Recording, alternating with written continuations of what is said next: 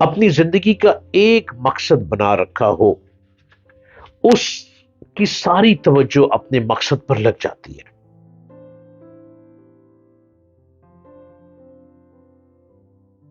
Hello, السلام علیکم۔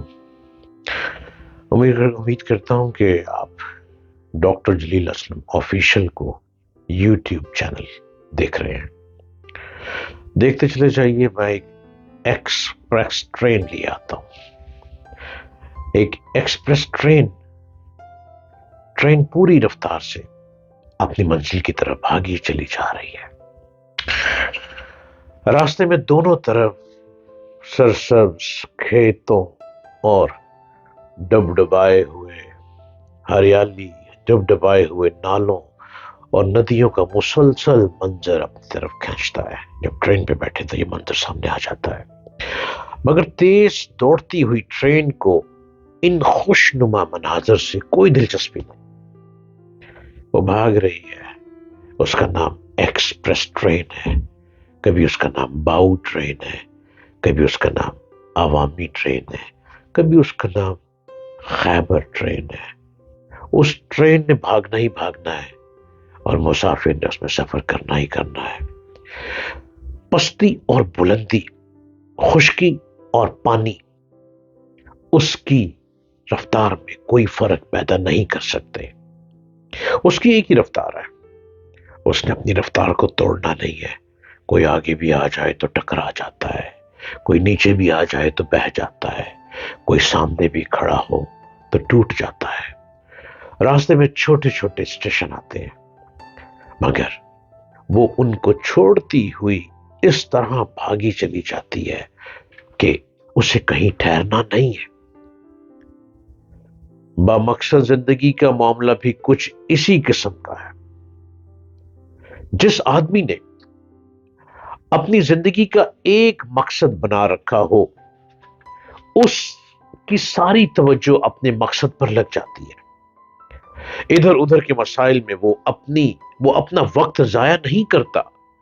بامقصد زندگی گزارنے والا آدمی ایک ایسے مسافر کی طرح ہوتا ہے جو اپنا ایک ایک لمحہ اپنی منزل کی طرف بڑھنے میں لگا دیتا ہے کہ میں نے کچھ پانا ہے، میں نے کچھ کرنا ہے، میں نے کچھ حاصل کرنا ہے۔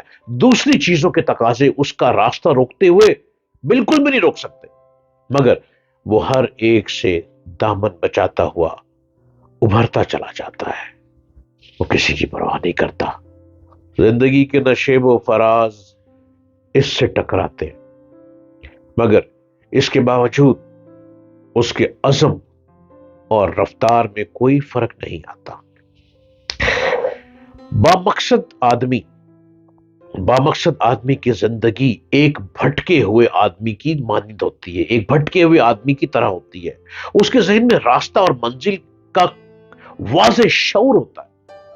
ایسا آدمی کیسے کہیں رک سکتا ہے؟ کیسے وہ دوسری چیزوں میں الجھ کر اپنا وقت ضائع کر سکتا ہے؟ زندگی کو بامعنی بنانے کے لیے ضروری ہے کہ آدمی کے سامنے ایک فوکس ہو، اس کا ضمیر پورا اس طرح کا ساتھ دے اور اس کا مقصد اس کے خون میں شامل ہو۔ یہی فوکس انسان کو جانوروں سے الگ کرتا ہے۔ دوڑ تو جانور بھی لگاتے ہیں، بازی تو جانور بھی لے جاتے ہیں، لیکن انسان میں کیا فرق ہے؟ انسان بامقصد زندگی کی تلاش کرتا ہے، انسان اپنا مقصد ڈھونڈتا ہے، انسان اپنا گول حاصل کرنا چاہتا ہے، انسان اپنی منزل کی طرف بھاگتا چلا جاتا ہے اور منزل کو پانے کے لیے نت نئے حربے استعمال کرتا ہے کہ مجھ کو میرا فوکس مل جائے۔ یہی فوکس انسان کو جانوروں سے الگ کر دیتا ہے، ورنہ انسان اور جانور میں کوئی فرق نہیں۔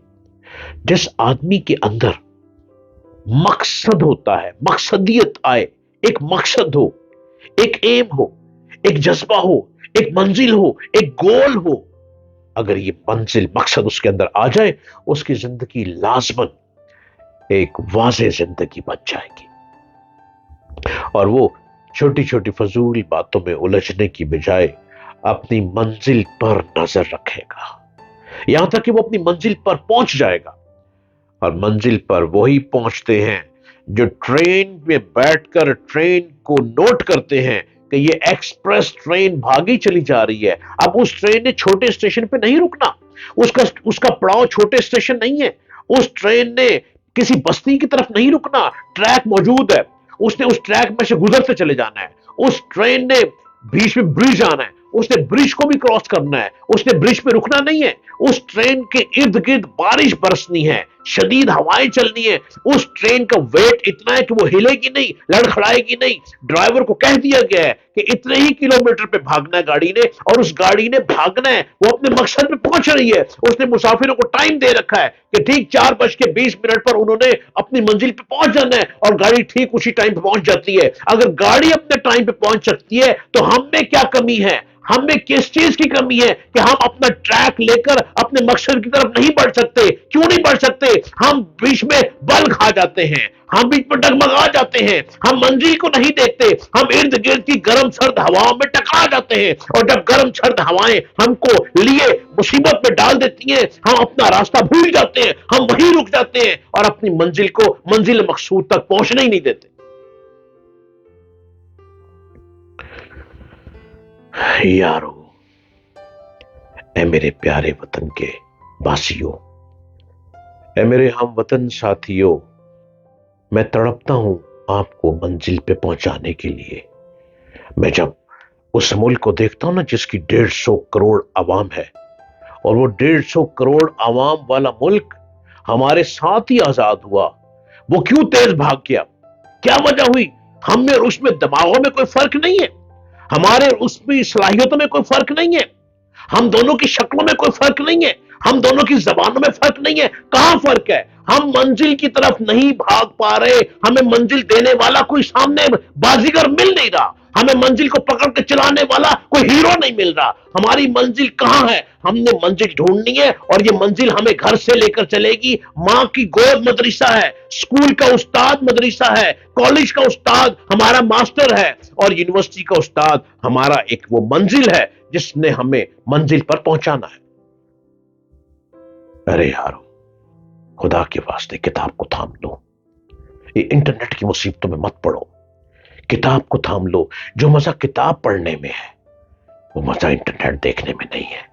جو سکون ٹھنڈی ٹھنڈی ہوا میں ایک چھوٹا سا لیمپ جل رہا ہو اور اس کے نیچے بیٹھ کر جو کتاب پڑھنے میں مزہ ہے, وہ انٹرنیٹ ہماری آنکھوں کو خراب کرتا ہے. پھر اس میں کئی جگہوں پہ آل فال آ جاتا ہے.